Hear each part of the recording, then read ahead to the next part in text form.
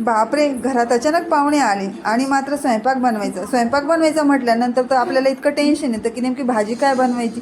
अशा वेळेस आहे ना, पाहुणे तर खुश झाले पाहिजे, मात्र भाजी पण झटपट झाली पाहिजे, आपला स्वयंपाक पण पटकन झाला पाहिजे. अशा वेळेस काय करायचं, घरामध्ये वाटाणा बटाटा फ्लावर ह्या 3 गोष्टी जर असतील ना किंवा नसतीलही तर पटकन बाजारात जवळच्या दुकानात घेऊन यायच्या आणि पटकन ते असे जाडसर असं वाटलं तसं ओबडधोबड कट करायचं, एक बटाटा त्यामध्ये टाकायचं आणि लगेच कुकरला लावून द्यायचं. इकडे भाज्या शिजेपर्यंत दुसरीकडे चहा ठेवून द्यायचा, तर चहा होईपर्यंत एकीकडे कुकर पण होणार आणि त्यांच्यासोबत मस्त आपण पण चहा घ्यायचं. हे बघा, एकीकडे माझा चहा झाला, एकीकडे कुकर पण लावून दिलेला आहे. तर आता चहा होईपर्यंत, कुकरचे शिट्टे होईपर्यंत मस्त बारीक कांदा पण कट करून घेतला ना. आता एकीकडे ते बघा, कढई लगेच तापत ठेवली, कढईमध्ये तेल टाकून घेतलं, जिरे मोहरीची फोडणी देऊन घ्यायची, त्यानंतर आलं लसणाची पेस्ट टाकून घेतली.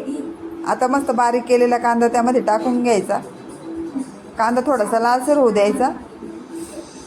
तो लालसर झाला की लगेच त्याच्यामध्ये शिमला मिरची टाकून घ्यायची, ते छान तेलामध्ये परतू द्यायचं 5 मिनटं. असंच त्याच्यामध्ये आधी त्या मसाला वगैरे नाही टाकता, आधी छान वाफून द्यायची ही भाजी, म्हणजे ना पटकन कसकस न लागतं, अगदी छान पटकन शिजते पण. आणि आता त्यानंतर शिजल्यानंतर त्यामध्ये 1 चमचा लाल तिखट, 1 चमचा काळा मसाला आणि थोडीसं पावभाजी मसाला त्यामध्ये ॲड करून द्यायचा.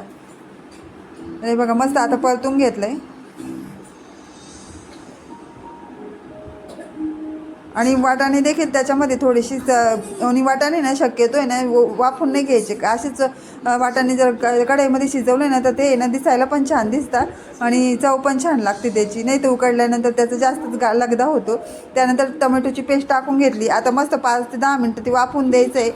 त्यानंतर त्यामध्ये पाणी टाकायचं, पाहिजे त्याप्रमाणे पाणी टाकून घेतलं. बघा, मस्त आपली इथे पावभाजी तयार झालेली. काय लागतं पावभाजी बनवायला, चला पाहुणे बी खुश आणि आपणही खुश.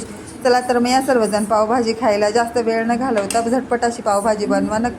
चॅनलला लाईक शेअर सबस्क्राईब करा. बघितल्याबद्दल धन्यवाद. भेटूया एका नवीन